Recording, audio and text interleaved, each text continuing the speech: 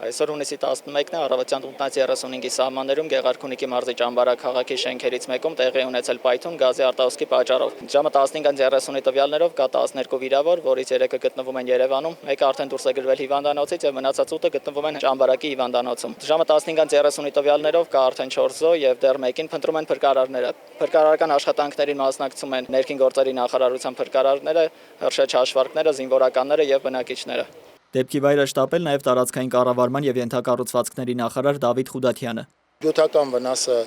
առաջիկայում կգույքագրվի, հիմա Գեղարքունիքի մարզպետի աշխատակազմի գործընկերները զբաղվում են ընդհանուր իրավիճակը գնահատելով, որից հետո կառավարությունը անհրաժեշտ միջոցառումներ կձեռնարկի մեղմելու հետևանքները։ Մենք ցավոք սրտի այսպիսի նախադեպեր էլի ենք ունեցել, ինչին կառավարությունը պատշաճ կերպով արձագանքում է։ Շենքի փլուզման հետևանքով բնակիչները մնացել են դրսում առանց կացավայրի։ Նախարար Խուդաթյանը վստահեցրեց, ոչ ոք դրսում չի մնա։ Այն բոլոր բնակիչները, որոնք կարիք կլինեն հյուրատներում կամ հյուրանոցներում մնալու, իրենք անպայման կապահովեն եւ կեցության համար անհրաժեշտ պայմաններով եւ ըստ անհրաժեշտության իրենց առաջիկա օրերի կենցաղը ապահովելու համար անհրաժեշտ բոլոր պայմաններով։ Բնակիչների հետագա մշտական բնակության վայրերի ապահովման անհրաժեշտության հարցին ի պատասխան նախարարը շեշտեց, նախքան քննության ավարտը բնակիչները կապահովեն բնակ տարածքով։ Կմնան այնքան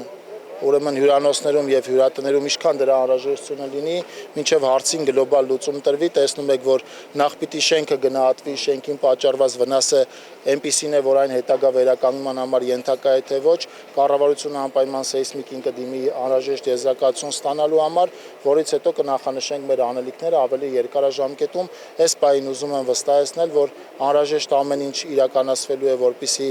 աղետի հետևանքով տուժածները առանց կեցավայրի չմնան, առանց անհրաժեշտ պարագաների չմնան, մինչև վերջնական որոշում կկայացվի արդեն շենքի եւ մեր երկարաժամկետ ուրեմն լուծումներ տրվող քայլերի մասով։ Որոնողափրկարարական աշխատանքները, որոնցում ներգրաված են 200-ից ավել փրկարար ծառայողներ, դադարեցվել է, քանի որ փլատակների տակից դուրս բերվեց վերջին որոնվող բնակչի դին։ Պայթյունի եւ փլուզման հետևանքով զոհերի թիվը հասել է 5-ի, վնասվածքները ստացել 12 մարդ, որոնցից 3-ը գտնվում են Երևանի բուժկենտրոններում։ Դավիթ Գենջոյան, Վարդան Պողոսյան, Reopen Media։